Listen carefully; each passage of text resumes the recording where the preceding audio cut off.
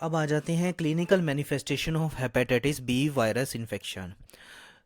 जो ज़्यादातर acute cases hepatitis B virus infection जो बच्चों में होती है वो एसिम्टोमेटिक होती है। ये इस तरीके से पता लगती है कि जिन high carrier state rate of serum markers पाए गए हैं पर्सनस में जिनमें कोई हिस्ट्री नहीं है एक्यूट हेपेटाइटिस की। यानी कि काफ़ी ज़्यादा जो इन्फेक्शन है वो एसिम्टोमेटिक होती है चिल्ड्रन में एक्यूट हेपेटाइटिस की।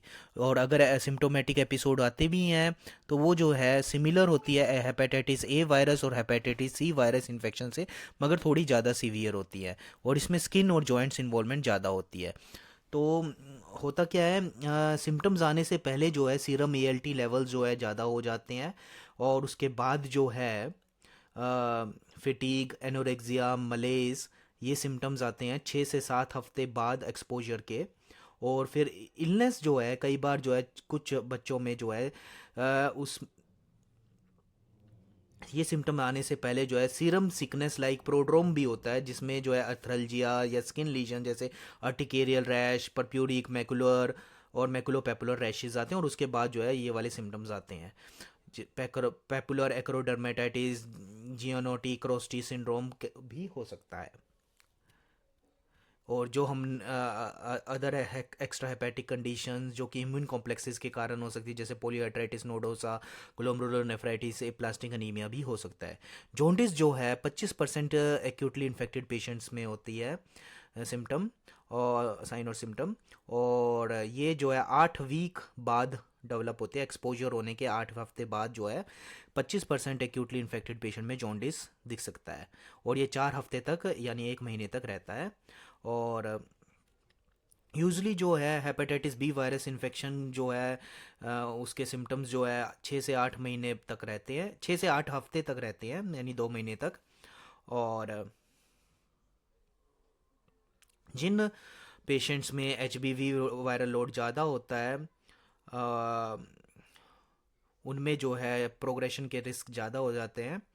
और ये भी पाया गया है कि हेपेटाइटिस ए वायरस से ज़्यादा रिस्क है एक्यूट लीवर फेलियर में डेवलप होने में एच बी वी में। मतलब एच बी वी के पेशेंट जो हैं कंपैरेटिवली ज़्यादा एक्यूट लीवर फेलियर की तरफ प्रोग्रेस करते हैं कंपैरेटिवली हेपेटाइटिस ए वायरस के मुकाबले।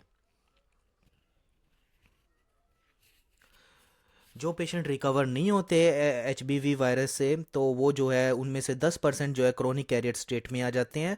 और rate of development of chronic infection जो है डिपेंड करता है inversely on the age of acquisition. यानी 90% केसेस में जो है अगर जिन लेस देन 1 ईयर एज है और तो उनमें 90% केसेस में क्रोनिक इन्फेक्शन होने के चांसेस ज़्यादा हो जाते हैं।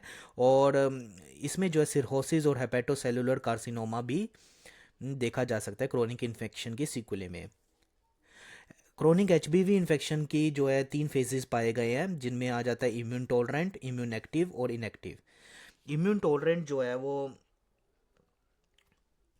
ज़्यादातर बच्चे इम्यून टॉलरेंट फेज़ में फॉल करते हैं, मगर इसके खिलाफ जो है कोई इफेक्टिव थेरेपी नहीं है फ़िलहाल। और एक्यूट इम्यून एक्टिव फेज़ में जो बच्चे लैंड करते हैं डिजीज़ होते हैं जिनमें उनमें जो है एक्टिव इन्फ्लेमेशन होती है, एलिवेटेड एएसटी एएलटी लेवल्स होते हैं और प्रोग्रेसिव फाइब्रोसिस होती है, यानी ये डिटेक्ट किए जा सकते हैं। और उनमें जो है सीरो कन्वर्जन जो है H B E antigen sero conversion जिसको कहते हैं कि एंटी एच बी ई आ जाए ब्लड में और H B E antigen loss हो जाए। और ये जो है इम्यूनो टॉलरेंट फेज में जो है 4 से 5% पर ईयर रेट रहता है। और कई बार जो है कई साल लग जाते हैं सीरो कन्वर्जन होने में, तब तक जो है सिग्निफिकेंट डैमेज हो सकता है लीवर को।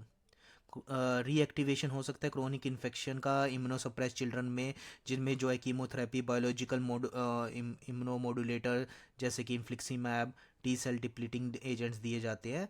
और जिसके कारण जो है बाद में जो है एक्यूट लीवर फेलियर और rapidly progressive fibrotic liver disease होने के चांसेस इंक्रीज हो जाता है, रिस्क इंक्रीज हो जाता है। अब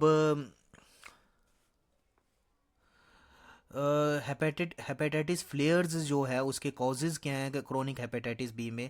एक तो इम्यूनोसप्रेसिव थेरेपी है, ठीक है, और कुछ कई बार स्पॉन्टेनियस अपने आप भी हो जाता है। एक जो है इंटरफेरोन थेरेपी देते वक्त जो है न्यूक्लियोसाइड एनालॉग या इंटरफेरोन थेरेपी देते वक्त सेकंड या थर्ड मंथ ऑफ थेरेपी में 30% पेशेंट्स में जो है फ्लेयर हो सकते हैं।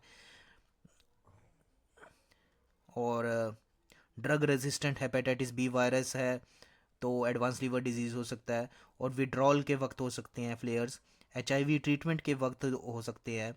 और अगर कुछ genotypic variation, special genotypic variations है जैसे प्रीकोर और कोर प्रोमोटर वेरिएंट्स है, तो उसमें जो है हो सकते हैं serum melanin amino transferase level भी फ्लक्चुएट करते हैं, और अगर सुपर इन्फेक्शन हो जाए तो भी जो है सीवियरिटी इंक्रीज हो जाती है। तो ये है